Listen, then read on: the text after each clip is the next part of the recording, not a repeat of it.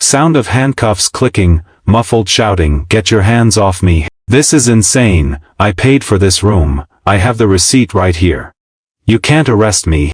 "Sir, you've been given a lawful order to leave the property. You refused. You are under arrest for criminal trespassing. Stop resisting." "I'm not resisting. I'm a guest here. This is my room." For most of us, checking into a hotel is the last simple step before a vacation begins, or a long travel day ends. You show your ID, get a key, and you're on your way. But what happens when that final step becomes an impossible obstacle? What happens when a simple request for a room key spirals into a full-blown legal mess? On a mild Tuesday evening, police were called to a mid-range hotel, the kind you see off any major highway. The call wasn't for a robbery or something dramatic. It was for a guest who refused to leave the lobby, a guest who by all accounts, had a paid reservation. But the receipt in his hand was from a third-party website, not the hotel, and his insistence that one should equal the other was the first step on a very bad path. This is the story of what happens when a customer service dispute collides with the unyielding reality of property law. The standoff at the front desk. Our story begins not with shouting but with a quiet simmering frustration. Let's call the guest Mark. Mark, a man in his late 40s, was tired and irritable after a long day on the road. Like millions of travelers, he had prepaid for his room through a popular booking website. He walked up to the front desk, phone in hand, ready to show his confirmation and get his key. According to the hotel staff, the first few moments were perfectly normal. Mark showed his phone to the young clerk and asked for his room. The clerk typed his name into the system. She frowned. She typed it again. "I'm sorry, sir," she said, her voice polite but firm. "I don't seem to have a reservation under that name for tonight." Mark's face tightened. "That's impossible. I have the confirmation right here. It's paid for. Look." He slid the phone across the counter. The clerk looked at the screen. The name on the reservation was similar, but it wasn't Mark's. Maybe it was booked by his wife, or a relative with a different last name. "Sir, because this was booked through a third party and the name on the booking doesn't exactly match your ID, our policy requires the person whose name is on the reservation to be here to check in. For this hotel, this is a standard security procedure. It's designed to prevent credit card fraud, and protect the person who actually paid for the room." For Mark, who had been driving for 8 hours, it was just a bureaucratic roadblock. "That's ridiculous," Mark shot back, his voice rising. "My wife's cousin booked it for me. She's in another state. Am I supposed to fly her here to check me in? It's paid for. The room is paid for. Just give me the code to the door." You can see how two different realities are forming here. In Mark's world, he's a paying customer being denied the service he bought. His frustration is understandable. But in the clerk's world, she's following a company policy she can't just ignore. The hotel is private property and has the right to set its own check-in rules, even if they seem inconvenient. The escalation. The argument went in circles. Mark insisted his payment to the website was all that mattered. The clerk insisted the hotel's policy was all that mattered. Other guests in the lobby started to notice. The clerk, clearly in over her head, called her manager. The manager, a more experienced but equally tired-looking man, emerged from the back. He listened to both sides. He looked at Mark's phone. He looked at his own computer. And then he delivered the same message, just with more authority. "Sir, I understand your frustration," the manager began. "However, our policy is firm. We cannot check you in under these circumstances.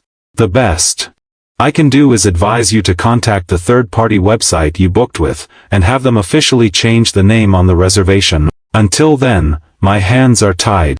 This was the breaking point for Mark. To him, this wasn't a solution, it was another delay, another person telling him no. "I'm not going anywhere," Mark declared, his voice now echoing in the lobby. "I paid for a room in this hotel, and I'm not leaving until I'm in it. You can call the website. I'm not doing your job for you. I'm staying right here." He plopped down in a plush lobby chair, crossed his arms and stared defiantly at the manager. And right there, the situation changed. This was no longer just a customer service issue. By refusing the manager's direct order to leave, Mark was crossing a line from a disgruntled customer into a potential trespasser. He might have had a civil claim for a room, but he had no legal right to occupy that specific chair against the wishes of the property's management. The manager sighed. "Sir," he said, his voice now flat, "I am now officially asking you to leave the private property of this hotel. If you do not, I will call the police." Mark just laughed. "Call them. I want to tell them how you're trying to steal my money." The police arrived 10 minutes later. A police officer walked calmly through the automatic doors. He'd seen this show before. He first spoke with the manager, who explained the situation. A reservation dispute had ended with a man being asked to leave and refusing. The officer then approached Mark. "Good evening, sir. I'm Officer Evans. Can you tell me what's going on?" Mark saw the officer as an ally, someone who would finally see reason. He launched into his story, eagerly showing the officer his phone. "Officer, thank God, look. I paid for this room. It's all right here. This manager is refusing to give me my key. They're trying to rob me." Officer Evans listened patiently. He looked at the phone. He understood Mark's frustration.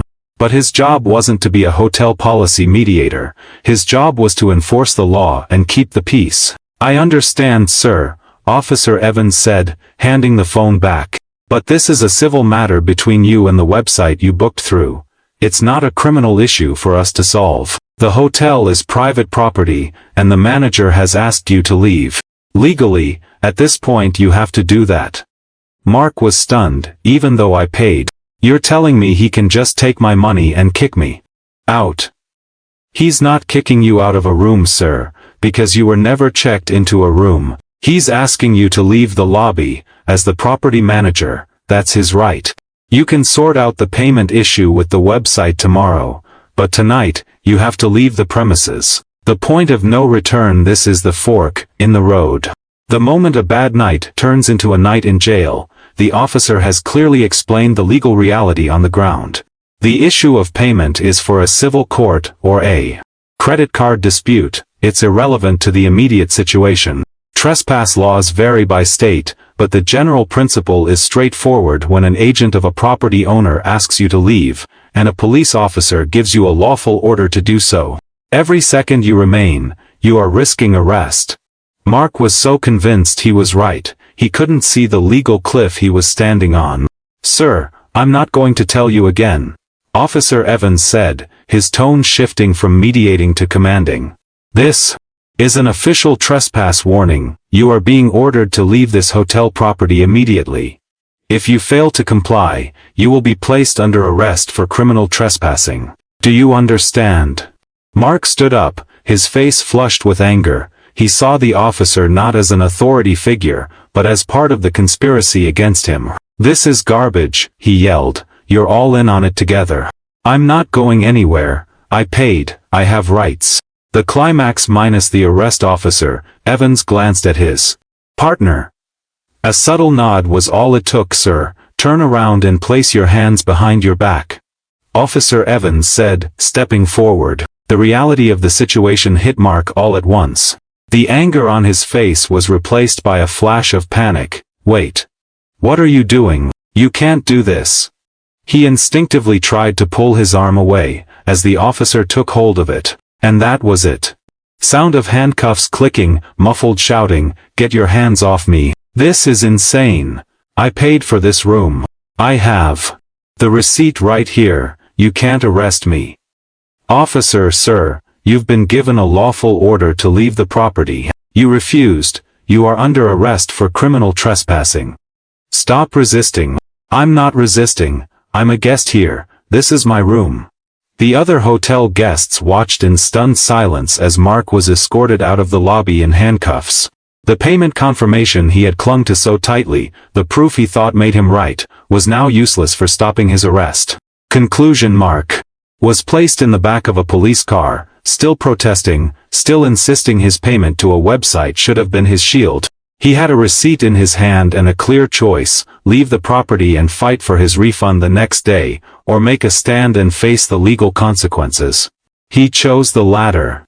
In the end, his fixation on being right in that moment cost him his freedom for the night. He was taken to the county jail and booked on a charge of criminal trespass. Let this be a lesson. A receipt from a third-party booking site is proof of a transaction with that website, but it isn't a magical key. It doesn't override a hotel's internal policies or the laws of private property. And it certainly isn't a shield when a police officer gives you a lawful order. Sometimes, the best move is to walk away and fight for your money another day, rather than lose the battle and the war all in one night. Call to action: if you want to see more breakdowns of what happens when people check out of reality, be sure to subscribe and hit that notification bell. More importantly, let us know in the comments, what would you have done in Mark's situation? Would you have walked away or stood your ground? We want to hear from you.